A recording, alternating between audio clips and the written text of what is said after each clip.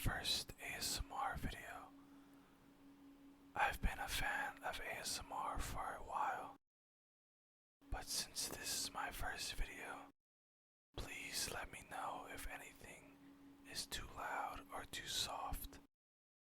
Now, like many others, I've enjoyed playing Marvel Rivals, and with so many characters, some I know and some new to me, I thought it would be interesting to read everyone's lore.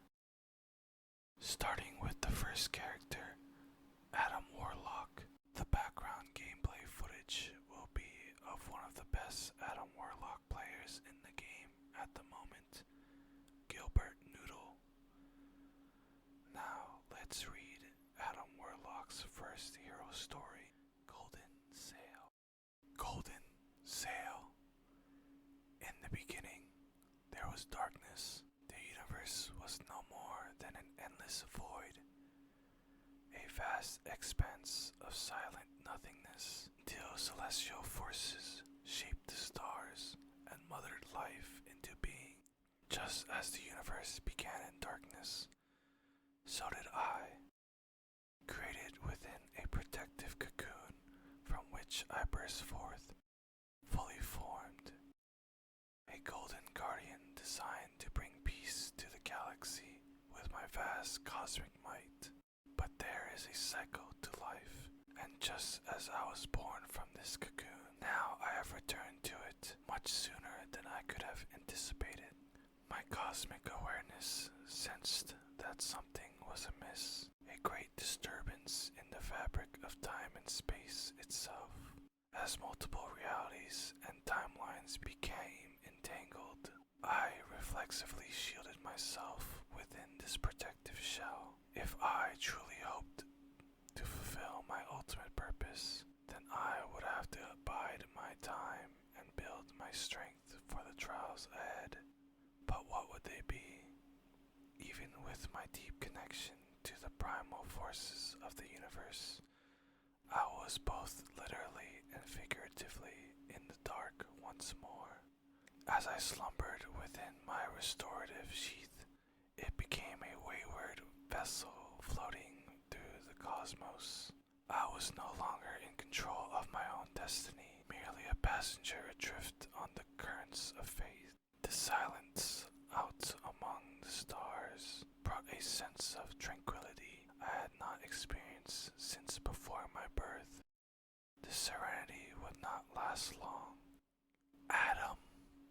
A voice called my name, echoing not in my ears, but inside of my mind. Whoever was calling me was reaching out across the void into a psyche even more powerfully attuned than my own. We are not so different, you and I, the voice continued. We both slumber while the multiverse burns around us. Some gods we are.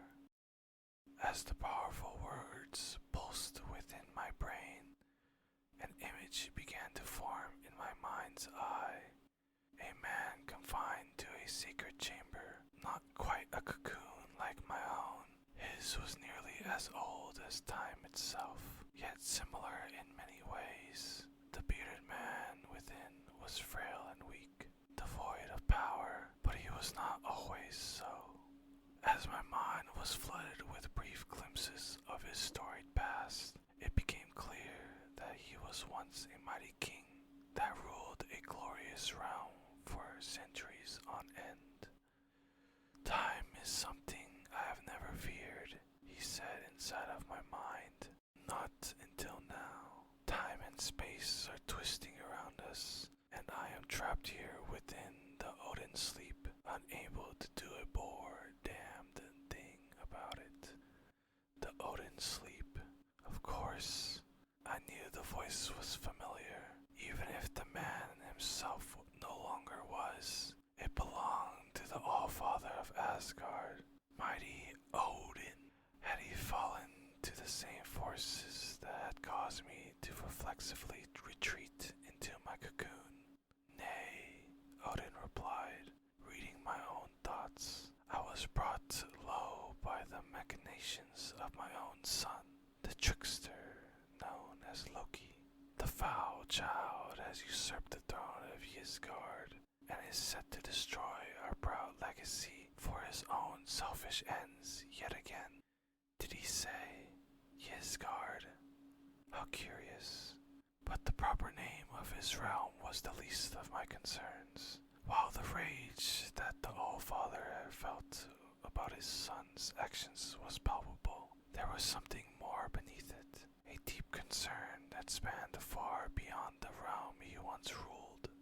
You too are preparing for a battle when you awaken, Golden One, Odin said, and while my son may indeed test your mettle, he is not but a distraction from your true enemy. There is a darkness in the cosmos, Adam, one far deeper than that of our slumbers. I have felt it try to creep its way into my realm, even into my own dreams.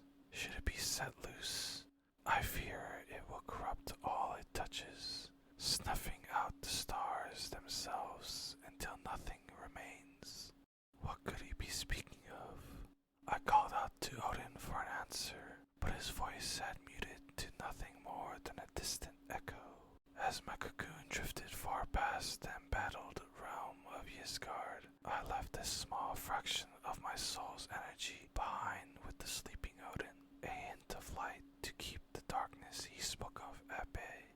I prayed it would be enough. Now that my cosmic awareness has fully awakened, I could sense another empire on the horizon. This one was not nearly as ancient as Odin's realm, yet its own god seemed just as eager to call my name. Warlock, she said with a growl of disdain. You have come a long way to die.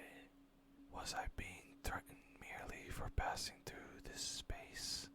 How rude. The galactic empire of Wakanda shall not harm you, traveler, the voice continued, but those beyond our borders will not be nearly as kind. Of that you have Bast word.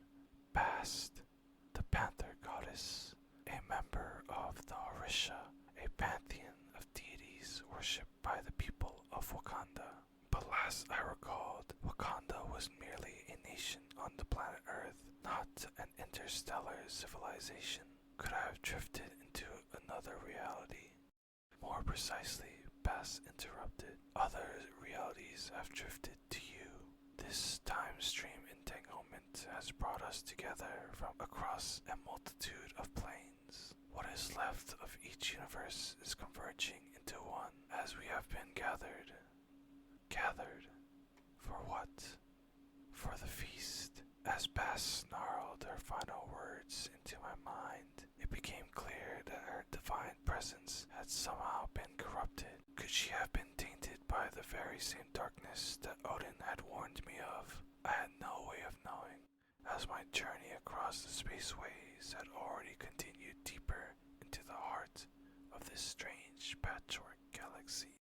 Child of light, a third voice suddenly echoed within me. This one I could identify without hesitation. It spoke with such raw power that it could only belong to a celestial, an ancient being spawned at the dawn of time. But yet, even though its words passed through my consciousness with tremendous force, they were softer than other celestials I had encountered, muted, faded, like distant memories.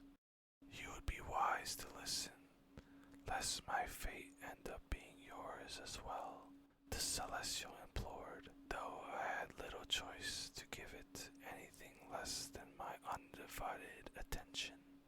As you know, we celestials were born at the beginning of all that is, it continued, but we were not the first. There was a primordial force that came before us, a creature of pure darkness, so powerful that he could strike down any who threatened to shed light upon the endless oblivion he ruled. Even the celestials themselves. I struggled to imagine a foe so formidable. Few can wrap their minds around his nihility, and yet here I am, slain by his sword, shadows of consciousness. But there was more than just the remains of a fallen celestial in the void beyond my cocoon. I could sense that now. There was also a hint of corruption, not unlike the one that had tainted Bass, but this was not found in the disembodied mind of the slaughtered celestial. Rather, it lingered on the great being's lifeless body like an infected sore that had been festering for millennia. You feel him too, the voice echoed. His tainted touch has stained my corpse for eons, but now, as time collapses around us, he has awakened once more, eager to revel in the oncoming oblivion.